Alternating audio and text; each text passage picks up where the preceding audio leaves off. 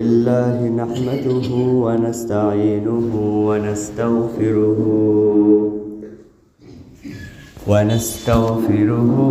ونؤمن به ونتوكل عليه. أما بعد فأعوذ بالله من الشيطان الرجيم. بسم الله الرحمن الرحيم. إن أول بيت وضع للناس للذي ببكة مباركا وهدى للعالمين.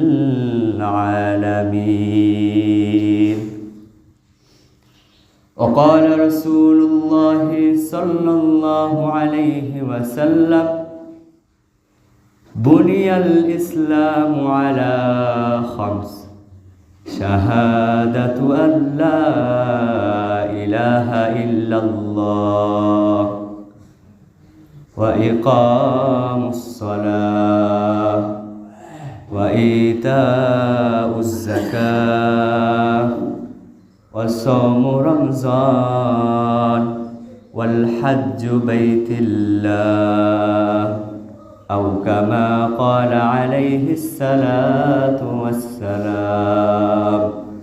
আমরা সকলেই দরুদ শরীফ পড়ি।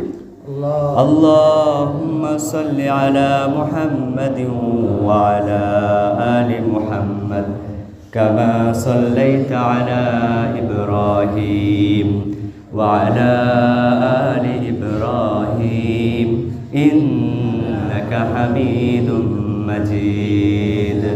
اللهم بارك على محمد وعلى آل محمد كما باركت على إبراهيم وعلى آل إبراهيم إنك حميد مجيد.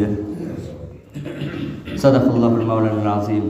আল্লাহ পাক রব্বুল আলামিনের দরবারে শুকরিয়া। আল্লাহ সুবহানাহু ওয়া তাআলা আজ পবিত্র জুমার দিনে আমাদের সকলকে মসজিদে উপস্থিত হওয়ার মতো তৌফিক দান করেছেন। এজন্য আমরা সকলেই শুকরিয়াতান বলি আলহামদুলিল্লাহ। আমরা গত সপ্তাহে শবে বরাত পার করে এসেছি। শবে বরাতে আমরা অনেকে অনেক আমল করেছি এবং সামনে রমজান আসছে আমাদের সামনে। রমজান তথা রমজান এটা আমাদের সামনে আসছে, এর কিছু ভূমিকা আছে, এর কিছু ফিলোসফি আছে, আবার রমজানের মধ্যে কিছু বিশেষ আমল রয়েছে। এখন যে রমজান আমাদের সামনে আসছে এটার কিছু ফিলোসফি দর্শন আছে। এটা যদি শুরুতেই না জানি তাহলে আর রমজানের প্রবেশ করলে এটার জানে লাভ হবে না। রমজান আসছে, আল্লাহ রাসূল সাল্লাল্লাহু আলাইহি ওয়াসাল্লাম এই রমজানের প্রস্তুতি নিতেন 2 মাস পূর্বে থেকে। যখন রজব মাস আসতো আল্লাহ রাসূল বলতেন আল্লাহুম্মা বারিক লানা ফি মা রজব ওয়া শাবান ওয়া বাল্লিগনা রমাদান, এটা বলতেন। এখন আল্লাহ রাসূল সাল্লাল্লাহু আলাইহি ওয়াসাল্লাম বলছেন এই রমজান যেটা, এটার ফিলোসফিটা কি, এটার দর্শনটা কি। আল্লাহ রাসূল বলছেন বুনিয়াল ইসলামু আলা খামস, ইসলামের ভিত্তি 5টা। বুনিয়াল ইসলামু আলা খামস, খামসুন মানে 5। শাহাদাতু আল্লা ইলাহা ইল্লাল্লাহ, এটা ফার্স্ট। আপনাকে সর্বপ্রথম সাক্ষ্য দিতে হবে আল্লাহ ইলাহা ইল্লাল্লাহ, আল্লাহ ছাড়া কোনো মাবুদ নাই। এটাকে আমরা যদি বুঝতে চাই, ইসলামের যে 5টা ভিত্তি রয়েছে এটাকে যদি আমরা সুন্দরভাবে বুঝতে চাই, একটা এক্সাম্পলের মাধ্যমে আমরা সুন্দরভাবে এটাকে বুঝতে পারি। কি এক্সাম্পল? আমরা দুনিয়াতে যারা আসছি আমরা চলতে ফিরতে কাউকে কারো পছন্দ হয়ে যায়, আছে না? পছন্দ হয়ে যায়। মনে করেন আপনার একজনকে পছন্দ হয়েছে, তাহলে আপনার যদি কাউকে পছন্দ হয়, আপনি যদি তাকে কোনো দিনও না বলেন যে আমি তোমাকে পছন্দ করি, সে কোনোদিন জানবে? জানবে না। এটা আপনাকে ফার্স্ট অফ অল বলতে হবে যে আমি তোমাকে পছন্দ করি, আমি তোমাকে ভালোবাসি, এই কথাটা আপনাকে বলতে হবে। ঠিক আমরা দুনিয়াতে এসেছি, আমরা আল্লাহকে ভালোবাসি, বাসি না? আমরা আল্লাহকে ভালোবাসি, অবশ্যই বাসি। এই জন্য আল্লাহর হুকুমের বিরুদ্ধে কেউ গেলে আমরা আমাদের নিজের জানকেও কুরবানি করে দিতে প্রস্তুত রয়েছি। কেন? আমরা ভালোবাসি। দুনিয়াতে আমরা ভালোবাসার মানুষের জন্য নিজের জানকে কুরবান করি না? করি। আমরা যেহেতু আল্লাহর জন্য করি, এর অর্থ আমরা আল্লাহকে ভালোবাসি। আপনি যদি আল্লাহকে ভালোবাসেন, তাহলে আপনার কি সর্বপ্রথম বলতে হবে না লা ইলাহা ইল্লাল্লাহ? এটা বলতে হবে না? আল্লাহ রসুল বলছেন ইসলামের ভিত্তি 5টা, এর মধ্যে ফার্স্ট তোমাকে এটা বলতে হবে লা ইলাহা ইল্লাল্লাহ। এটা তোমাকে বলতে হবে যে আল্লাহ, আমি তো তোমাকে ভালোবাসি, আমি এটা বিশ্বাস করি যে তুমি ছাড়া এই দুনিয়াতে আর কোনো মাবুদ নাই। এখন এখানে একটা জিনিস বুঝেন, আপনি যখন এটা বললেন লা ইলাহা ইল্লাল্লাহ, এটা বলার দ্বারা আপনি কি ঈমানদার হইলেন না বেঈমান হয়ে গেলেন? ঈমানদার হইলেন। এখানে একটা জিনিস বোঝার আছে, একটা হচ্ছে ঈমান আর একটা হচ্ছে মুসলমান। একটা হচ্ছে ঈমান, একটা হচ্ছে ইসলাম। ইসলাম, যে ইসলাম গ্রহণ করে সে মুসলমান। একটা ঈমান, একটা ইসলাম। এই দুইটা জিনিস কি? ঈমান বলা হয় যেটা আপনার ভিতরের, যে আপনার অন্তর, এটার সাথে যেটা সম্পর্ক, এটাকে বলা হয় ঈমান। ইসলাম বলা হয় আপনার বাহ্যিক যত কার্যকলাপ আছে এইগুলোকে বলা হয় ইসলাম। যেমন আমরা বিশ্বাস করি আল্লাহ আছেন, আমরা বিশ্বাস করি আমাদের নবী মদিনাতে এসেছিলেন, আমাদের নবী এসেছিলেন, আমাদের নবী শ্রেষ্ঠ নবী। আমরা বিশ্বাস করি ফেরেশতারা রয়েছে, আমরা বিশ্বাস করি পরকালে আমাদেরকে যেতে হবে, আমাদের প্রত্যেককেই মৃত্যুবরণ করতে হবে, এটা আমরা বিশ্বাস করি। এটা হচ্ছে ঈমান। ইসলাম কি? ইসলাম হলো আপনি যে জিনিসটা বিশ্বাস করেছেন। আমরা বিশ্বাস করি আল্লাহ তাআলা নবীর মাধ্যমে মেয়েরাজে নামাজ নাজিল করেছেন, নামাজ দিয়েছেন, এই জিনিসটা আমরা বিশ্বাস করি, এটা ঈমান। ইসলাম কি? এই জিনিসটাকে আমরা নামাজ, এটা বাস্তবিক অর্থে আদায় করি কিনা, এটা হচ্ছে ইসলাম। আমার কথা বুঝলেন? একটা জিনিস আপনার অন্তরের সাথে আপনি বিশ্বাস করলেন এবং পরবর্তীতে সেটা আপনার কাজের মাধ্যমে প্রয়োগ করলেন, এটাকে বলা হয় ইসলাম। এজন্য আমরা এভাবে বুঝতে পারি লা ইলাহা ইল্লাল্লাহু মুহাম্মাদুর রাসূলুল্লাহ। এর মধ্যে দুইটা ভাগ আছে। এক নাম্বার লা ইলাহা ইল্লাল্লাহ, এটা একটা, এটা হচ্ছে ঈমান। মুহাম্মাদুর রাসূলুল্লাহ, এটা হচ্ছে ইসলাম। আমার কথা কি খুব কঠিন হয়ে যাচ্ছে? কেন বললাম লা ইলাহা ইল্লাল্লাহ? এটা হচ্ছে ঈমান। কারণ আল্লাহ তাআলা দুনিয়াতে যত হুকুম আহকাম দিয়েছেন এগুলোকে আমরা দেখতে পারি, এগুলো আমরা অন্তরে অন্তরে বিশ্বাস করি। এই জন্য লা ইলাহা ইল্লাল্লাহ এটা ঈমান। মুহাম্মাদুর রাসূলুল্লাহ সাল্লাল্লাহু আলাইহি ওয়াসাল্লাম, এটা হলো ইসলাম। কারণ আল্লাহ যতগুলা হুকুম আহকাম দুনিয়াতে নাজিল করেছেন, এই হুকুম আহকামগুলা আমাদেরকে বাস্তবিক অর্থে প্রয়োগ করে দেখিয়েছেন কে? নবীজি সাল্লাল্লাহু। তো ইসলাম এবং ঈমান বুঝতে পারছেন তো? এটা হচ্ছে ইসলাম, ঈমান।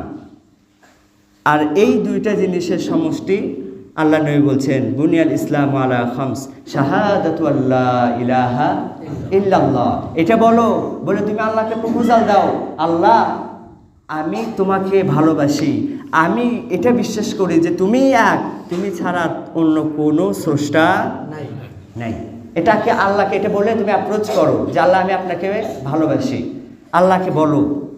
এরপর আল্লাহ রসুল কি বলছেন, এটা আপনি দেখে আমি ফিলোসফি বুঝাচ্ছি। আমাদের যে সামনে রমজান আসছে, এটার হাকিকতটা কি, এটা রহস্যটা কি? আল্লাহ রসুল বলছেন, প্রথমে তুমি আল্লাহকে প্রপোজাল দিলা যে আল্লাহ আমি তো আপনাকে ভালোবাসি, আমি বিশ্বাস করি যে আপনি এক, সব ইবাদত পাওয়ার যোগ্য আপনি একমাত্র। এটা বললেন। আল্লাহ রসুল বলছেন শাহাদাতু আল্লা ইলাহা ইল্লাল্লাহ ওয়া ইকামুস সালাহ। কি বলছেন? তোমরা নামাজ আদায় করো। ইসলামের ভিত্তি দ্বিতীয় নাম্বার কোনটা? কথা বলেন। নামাজ। আল্লাহ রসুল সাল্লাল্লাহু আলাইহি ওয়াসাল্লাম বলছেন নামাজ আদায় করো। এখন আমরা প্রথমে কি কাজ করছি বলেন তো? আল্লাহকে প্রথমে আমরা অ্যাপ্রোচ করছি যে আল্লাহ আমরা আপনাকে ভালোবাসি, এটা আমরা বলছি না? এখন আসেন, দুনিয়াতে যখন আমরা কাউকে প্রপোজাল দিই, কাউকে যখন আমাদের পছন্দের কথাটা কাউকে যখন আমরা শেয়ার করি, আপনি কাউকে বললেন যে আমি তোমাকে ভালোবাসি, এই কথাটা তাকে বললেন, সেও বলল হ্যাঁ আমিও তোমাকে ভালোবাসি। এরপর কি করবেন? তাকে দেখলে আপনি দূরে দূরে চলে যাবেন না কাছে যাবেন? জোরে বলবেন। কাছে যাবেন তো? এটা সবাই মানেন তো? ইনশাল্লাহ না আলহামদুলিল্লাহ।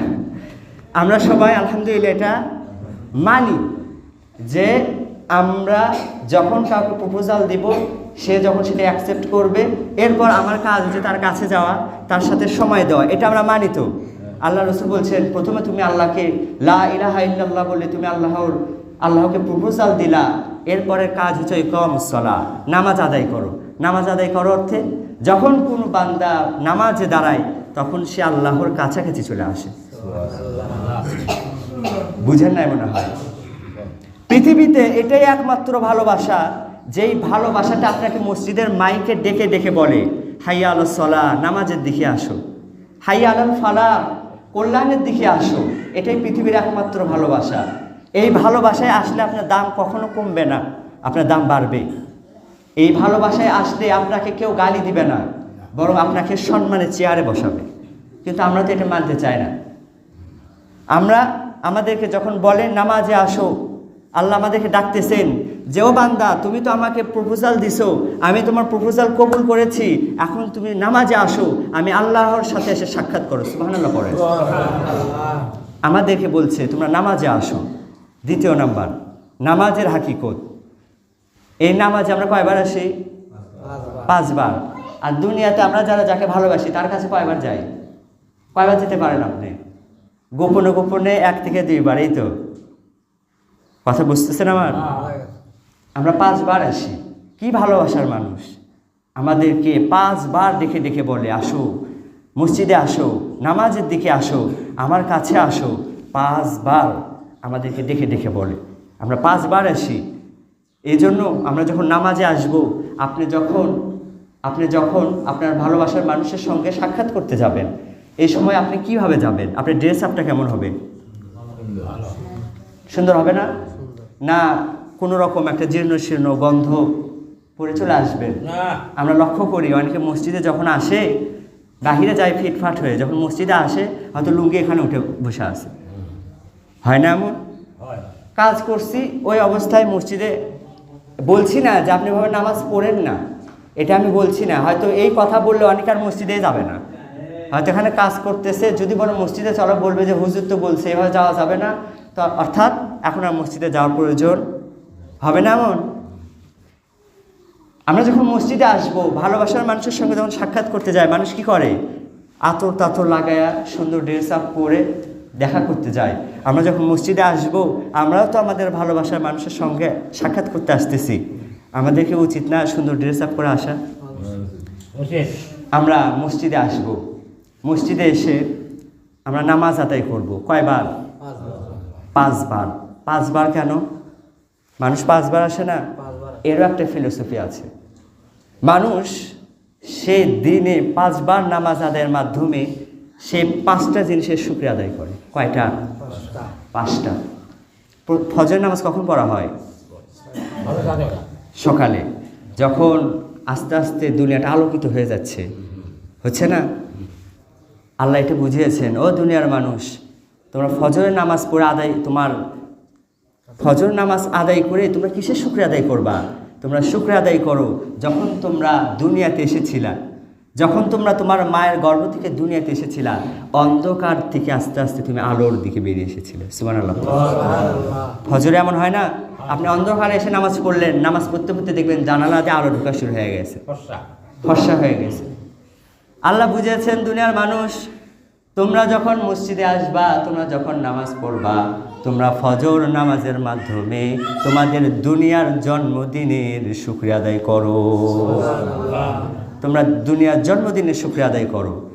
এরপরে দ্বিতীয় নাম্বার নামাজ, জহরের নামাজ। আমরা যখন মসজিদে জহরের নামাজ পড়ি, কোন সময় পড়ি বলেন তো? দুপুরে। মানুষের জীবনের জন্মের পর থেকে শৈশব থেকে নিয়ে একটা বয়স আছে, যে বয়সটার নাম হচ্ছে যৌবন। কঠিন একটা সময়।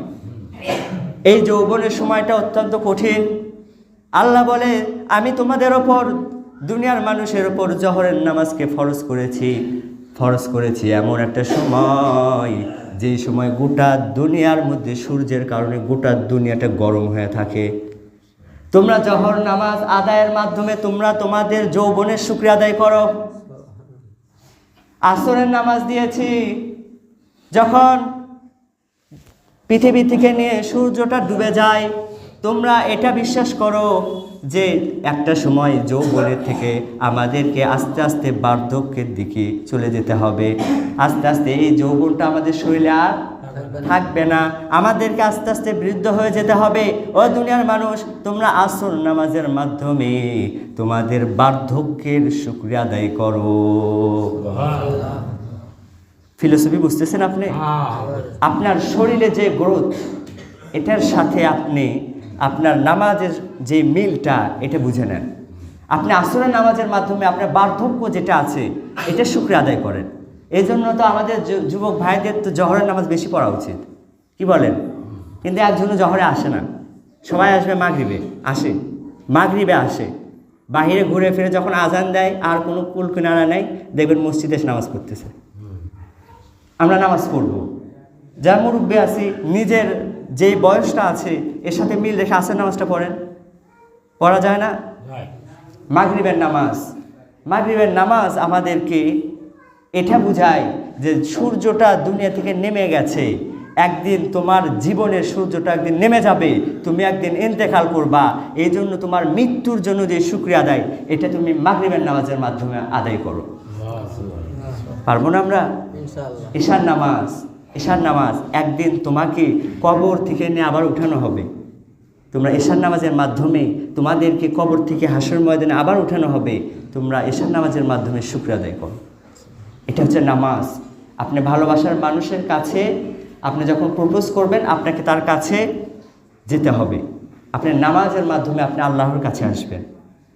ওয়া ইকামুস সালাহ, নামাজের মাধ্যমে আপনি আপনার ভালোবাসার মানুষের কাছে আসলেন। আসার পর কী করবেন? পকেটে হাত দিয়ে খালি ঘুরবেন আর বলবেন, এই দেখো এই পার্কটা কত সুন্দর, এই দেখো এই গাছটা কত সুন্দর, কিন্তু কিছু খাওয়াবেন না। কথা বুঝলেন আমার? কিছু কথা বলতে হবে, কিছু খাওয়াবেন না, খালি ঘুরাবেন। এই মনে করো যে এই দোকানের ফুচকাটা অনেক সুস্বাদু, খাওয়াবেন না, খালি দেখাবেন। থাকবে? জোরে বলবেন, থাকবে? চলে যাবে না? এই জন্য আল্লাহ রসুল বলেন, দুনিয়ার মানুষ যখন কাউকে ভালোবাসার পর তার কাছে যখন আসে, তাকে তো আসতে হবে। দুইজন মানুষ এক জায়গায় হয়েছে, এরপর তৃতীয় নাম্বার কাজ কি? তাকে খাওয়ায় না? এই নিয়ম কি কেউ শিখাইছে না নিজে নিজেই চলে আসে? এটা আল্লাহ রসুল বলছেন, যখন দুনিয়ার মানুষ প্রথমে আল্লাহকে প্রপোজাল দিল, আল্লাহ সেটা অ্যাকসেপ্ট করেছে। দ্বিতীয় নাম্বার কাজ, আল্লাহর সঙ্গে সাক্ষাৎ করেছে। তৃতীয় নাম্বার কাজ হলো আল্লাহর পথে খরচ করো। সেটা কি? ওয়া ইতাউজ যাকাত, তোমরা যাকাত আদায় করো। তোমরা যেমন তোমার ভালোবাসার মানুষকে খাওয়াও, তোমরা আল্লাহর রাস্তায় যাকাতের দান করো। তোমরা যাকাত দাও, ওই টাকা ওটা কিন্তু তোমাদের না। তুমি যেটা তোমার ভালোবাসার মানুষকে খাওয়াচ্ছ, ওই টাকা তো তোমার না, ওটা তোমার বাবার টাকা। তুমি ওটা বাবার থেকে নিয়ে গিয়ে তোমার ভালোবাসার মানুষের পেছনে খরচ করতেছো। দুনিয়ার মানুষ, তোমরা যে যাকাতটা আদায় করবা, এই টাকা কিন্তু তোমার না, এই টাকাটা তোমার না, এটা যাকে দান করছো এটা তারই টাকা, এটা শুধু তোমার কাছে ছিল, এটা তোমার কাছে ছিল, এটা শুধু তুমি দান করে দিবা, এটা তোমার না। এর মাধ্যমে তোমার কিছু কমবেও না, বরং আরো বাড়বে। তাহলে তৃতীয় নাম্বার কি গেল? আমি এগুলো একটু দ্রুতই বলতেছি, কারণ এটাকে যদি আমি সামনের সপ্তাহে নিয়ে যাই, রমজান আসতেছে, তারও তো আলোচনা আছে, এই জন্য আমি একটু দ্রুত বলতেছি। তো তৃতীয় নাম্বার কি বললাম? যাকাত আদায় করো। ভালোবাসার মানুষের সাথে সাক্ষাৎ হয়েছে, তুমি তাকে কিছু খাওয়াও, তার পিছনে কিছু খরচ করো। তাই বলে আবার বাস্তবিক অর্থে যান এটা করেন না। যতক্ষণ পর্যন্ত আপনার কেউ বউ হয় নাই, তার পিছনে 2 পয়সা টাকা খরচ করারও প্রয়োজন নেই। পরে বুঝতে পারবেন বিপদ কাক বলে। এজন্য আপনি ভালোবাসার মানুষের পেছনে খরচ করলেন, যাকাত দিলেন। এখন আপনাদের ভালোবাসা মনে করেন একদম টাইট, খুব শক্ত বন্ধন হয়ে গেছে। এরপরে দেখবেন একটা জিনিস হয়, সেটা হচ্ছে তুমি যদি এই কাজ না করো তাহলে কিন্তু আমি খাবো না। মুরব্বীরা বুঝে, পিছনে কেউ বুঝে না। বুঝেন আপনারা? আপনার কি আমার উপর মন খারাপ করতেছেন? ভালোবাসার মানুষের কাছে আপনি একটা আবদার, তুমি যদি এটা করো তাহলে আমি কিন্তু খাবো না, না খাই বসে থাকবো। তুমি যদি আমার সঙ্গে কথা না বলো আমি না খেয়ে বসে থাকবো। যদিও এখন খায় মানুষ, কিন্তু বলে না আমি খাবো না। তুমি যদি বাহিরে বের হও আমি কিন্তু খাওয়া বন্ধ করে দিব। কি বলেন? আছে না এমন? তুমি যদি আমার কথা না শোনো তাহলে আমি কিন্তু খাবো না, না খেয়ে খেয়ে অসুস্থ হয়ে পড়বো। আছে না এমন? এই জন্য 4 নাম্বারের কাজ হলো, যখন তোমার আল্লাহর সঙ্গে সম্পর্কটা মজবুত হয়ে যাবে, সে সময় তুমি আল্লাহর উপর একটু অভিমান করো। অভিমান করবা কেমনে? ও আল্লাহ, আমি আপনার উপর অভিমান করেছি, এজন্য সকাল থেকে সারা দিন পর্যন্ত না খেয়ে থাকেন, রোজা রাখেন। সুবহানাল্লাহ পড়েন। এজন্য কি করবেন? একজন মানুষ যখন সকাল থেকে সন্ধ্যা পর্যন্ত সে না খেয়ে খেয়ে বসে থাকে, তখন আল্লাহ তার ফেরেশতাদেরকে ডেকে বলে, ও ফেরেশতা দেখ, এদেরকেই তো বানাতে নিষেধ করেছিলা, এদেরকেই তো বানাতে তুমি নিষেধ করেছিলা যে এরা কিভাবে আমল করবে, এরা তো মারামারি কাটাকাটি করবে, অথচ দেখ এরা অভিমান করে বসে আছে, এরা অভিমান করে বসে আছে। আপনার আল্লাহর কাছে দাবি থাকবে, ও আল্লাহ, যদি আমি তো আপনার জন্য আপনার উপর অভিমান করে না খেয়ে বসে আছি, ও আল্লাহ, যদি আপনি আমার গুনাহকে না মাফ করেন, ও আল্লাহ, যদি আপনি আমাকে জাহান্নাম থেকে মুক্তি না দেন, আমি কিন্তু এই অভিমান করেই বসে থাকব। বুঝেন? কি করবেন? আপনি সারাদিন বসে থেকে রোজা রাখছেন, সামনে ইফতার আছে, আপনি বসে থেকে বলবেন, আল্লাহ, গুনাহ তো অনেক করে ফেলছি, ও আল্লাহ, যদি আপনি আমার গুনাহ না মাফ করেন আমি কিন্তু রোজা ভাঙবো না। ও আল্লাহ, যদি আপনি আমাকে জাহান্নাম থেকে মুক্তি না দেন আমি কিন্তু রোজা ভাঙছি না, আমি না খেয়ে বসে থাকবো, আমি খাবো না। এই জন্য আল্লাহ রসুল বলেন, যখন কোনো মানুষ সামনে ইফতার নিয়ে বসে থাকে, ওই সময় আল্লাহ তাআলা তার জীবনের গুনাহ খাতাগুলোকে মাফ করে দেন। তাহলে যদি ভালোবাসার মানুষের কাছে আপনার দাবি থাকতে পারে যে এই কাজটা যদি তুমি না করো আমি না খেয়ে বসে থাকবো, আমি খাবো না, ঠিক তেমনই মানুষ, তোমরা আল্লাহর সাথে সম্পর্ক করেছো, তোমরাও আল্লাহর কাছে দাবি করো, আল্লাহ, যদি আপনি আমার গুনাহ না মাফ করেন, যদি আপনি আমাকে জান্নাত না দেন, আমি কিন্তু খাবো না। আল্লাহ আপনার গুনাহকে, যখন আপনি সামনে ইফতার নিয়ে বসবেন, আল্লাহ তাআলা আপনার গুনাহগুলোকে সবগুলোকে মাফ করে দিবেন। পারা যাবে না? এটা হচ্ছে রোজার ফিলোসফি, রোজার যে হাকিকত। আপনি রোজা যখন রাখবেন, আপনি আপনার ভালোবাসার মানুষের সঙ্গে অভিমান করেছেন যে আমি কিন্তু খাবো না, আপনি আমার গুনাহকে মাফ করে দেন। 4 নাম্বার, ওয়াল হাজ্জু বাইতুল্লাহ, আল্লাহর ঘর জিয়ারত। এটা তো আমরা বুঝি, যখন ভালোবাসার মানুষের সঙ্গে সম্পর্ক গভীর হয়ে যায়, এবার তার বাসায় যাও। বুঝি না? এই হচ্ছে 5টা, এই 5টা ইসলামের ভিত্তি। তো এর মধ্যে 3য় নাম্বার যেটা আমরা সর্বপ্রথম, জীবনের সর্বপ্রথম আমরা বলেছি, লা ইলাহা ইল্লাল্লাহ। ও আল্লাহ, আমি আপনাকে প্রপোজ করলাম, আল্লাহ আপনি আমার প্রপোজালকে গ্রহণ করেন। 2য় নাম্বার, আমরা আল্লাহর সঙ্গে সাক্ষাৎ করেছি, 5 ওয়াক্ত নামাজে মসজিদে এসেছি, আমরা নামাজ পড়েছি, আমরা আল্লাহর সঙ্গে সম্পর্ক মজবুত করে ফেলেছি, আমরা যাকাত দিই, দিয়ে আল্লাহর রাস্তায় খরচ করি, এরপরে আমাদের সামনে আসছে আল্লাহর উপর একটু অভিমান করার সময়। এই জন্য রমজান আসছে, আল্লাহ তাআলা আমাদের প্রত্যেকের হায়াতকে, নেক হায়াতকে রমজান পর্যন্ত প্রশস্ত করে দিক। সকলে বলে আল্লাহুম্মা আমিন। ও আখির দাওয়ানা আলহামদুলিল্লাহি রাব্বিল আলামিন। যারা সুন্নত নামাজ পড়ে নাই তারা ক্বাবলাল জুমা 4 রাকাত সুন্নত নামাজ পড়ে নিই।